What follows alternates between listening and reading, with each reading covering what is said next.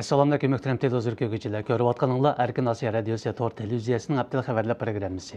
Mazkur programmamizda mush bir hafta jarayonida radiomizda Uyg'urlarga doir berilgan muhim xabarlarimizni eslatib o'tamiz. Men Erkin. Men Gulchehra. Ma'lum bo'lishicha 16 noyabrda Seriq bo'yi saqchixonasiga hujum qilish vaqasida 9 nafar fidoi saqchixonaga Sharqi Turkistonning oy yulduzliq ko'k bayrog'ini ko'tarib besib kirgan. Shu kuni naq maydonda vazifa o'tagan saqchilarning bildirishicha, hujumchilar saqchixona qo'rosidagi yordamchi saqchilardan 4 nafarini pichoq va paltolar bilan yerga yotqizgandan keyin Xitoyning rasmiy saqchilarga hujum qilish va oy yulduzliq ko'k bayroqni saqchixona o'g'isiga qadash uchun saqchixonaning xizmat binosiga qarab etilgan.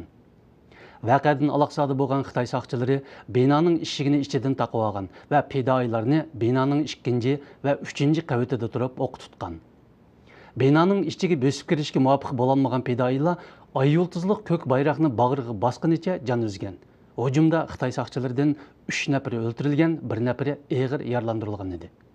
Xitoy saqchilari 16 noyabr Seriq bo'yi saqchixonasiga hujum qilgan 9 Uyg'ur fidoini naq maydonda etib o'ldirgandan keyin Dunyo Uyg'ur qurultiyi bayonot e'lon qilib, Xitoyni qonunsiz odam o'ldirish bilan aybladi. 20 noyabr Dunyo Uyg'ur qurultiyi bayonotchisi Olim Seyitov bayonot berib, dunyo jamoatchiligini 16 noyabr yuz bergan Seriq bo'yi voqeasi haqida tekshirish elib berishga chaqirdi va mundaq dedi: "Biz Xitoy hukumatini qonunsiz odam o'ldirish bilan ayblaymiz. U yana noroziliklarni qonliq bostirish bilan pasaytkili bo'lmaydiganligini, buning texmi ko'p qon to'kilishga sabab bo'lganligi haqida Xitoyni ogohlantirdi." 16 noyabr 9 nafar Uyg'ur yosh Seriq bo'yi saqchixonasiga hujum qilib, 3 Xitoy saqchini o'ldirgan va 1 nafarini yaralandırgandan keyin hammasi qurbon bo'lgan edi.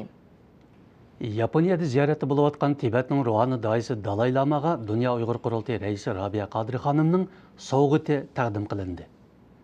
Dalay Lama sovg'atni xushallik bilan qabul qildi. Dalay Lama va Sargardan Tibet hukumat rahbarlari 11 oyning 15 kunidan boshlab Yaponiyada rasmiy ziyoratda bo'lgan. 17 noyabr Tokioda o'tkazilgan Dalay Lama bilan Yapon olimlarining suhbat yig'ini boshlanish oldida Dalay Lamaga Rabiya Qadri xonim avatgan sovg'a taqdim qilingan. Rabiya xonimning vakillari yetkazgan do'ppa va atlas, sharp qatorliqlarni qabul qilgan Dalay Lama Rabiya Qadri xonimga alohida rahmat etgan. Yaqında Uyg'ur biz tor orqali Uyg'ur ona til ma'arifi haqida raysinash o'tkazgan. Raysinash qatnashgan 98,6% bilet tashlag'uchi Uyg'urlarning o'z oldiga ona til yaslisi va ona til maktabi bo'lishi kerak deb qaragan. Uyg'urlar o'z ona til yaslisi va maktabi bo'lishga ehtiyojliqmi yo'q degan temadagi bu raysinash faoliyati Uyg'ur biz tori va Undidarda o'tkazilgan. Xitoy tilida o'tkazilgan bu raysinashga 22,950 odam qatnashgan. Ulardan faqat 1,4% bilet tashlag'uchi ona til ma'arifi hojatsiz deb qaragan. Qolgan 98,6% bilet tashlag'uchi bo'lsa, Uyg'urlarga ona til ma'arifi talab qilgan. Xitoy hukumatining Uyg'ur tilini ma'arif sohasidan siqib chiqarishi Uyg'urlarning izchil noroziligini qo'zg'ab kelgan edi. İspaniya soti sobiq Xitoy raisi Jiang Zemin ustidan tutish buyrug'i chiqargandan keyin Xitoy hukumati bayonot e'lon qilib norozilik bildirdi. İspaniya soti seshanba kuni sobiq Xitoy raisi Jiang Zemin va Hu Jintao qatorliqlarni Tibet xalqi ustidan insoniyatga qarshi jinoyat sodir qilish bilan ayblab, ularni tutish buyrug'i chiqargan.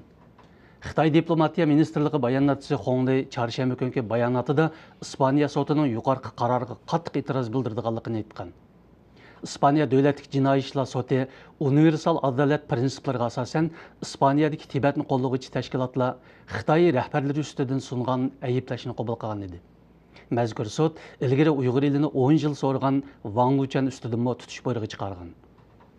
Xitoy hukumati Uyg'ur tilini taraqqiyotga mos kelmaydi degan bahonalar bilan cheklayotgan mezgilda Amerikadagi Microsoft shirkati Windows 8.10.1 mashg'ulot sistemasi va dangliq ishxona avtomatlashtirish programmasining Uyg'urcha til bo'liqini rasmiy e'lon qildi.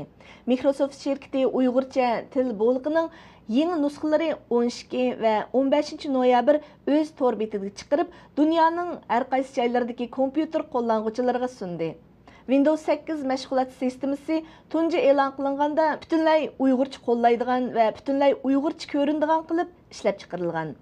Bu Uyghur tilining taraqqiyotidagi muhim burilish nuqtalarining biri deb qaralgan. Microsoft şirketi Windows 8ning yangilangan nusxasi Windows 8.10 ni texi bu yil oktyabrning oxirlari bozorga solgan edi. Xitoy hukumati 2000-yildan buyon Uyghur tili taraqqiyotga mos kelmaydi degan sapsatini ko'tarib chiqarib, Uyghur tilining ma'arif va hukumat sohalaridagi ishlatilishini bara-bara taraytgan edi. Möhtərəm televizor kögüçələr yuqorida Erkin Asiya Radiosi televiziyasının Heptilik Xewerler programmasını ko'rdinglar. Kelar hafta ko'rishgacha omon bo'lg'aysizlar. Xayr xo'sh. Xayr xo'sh.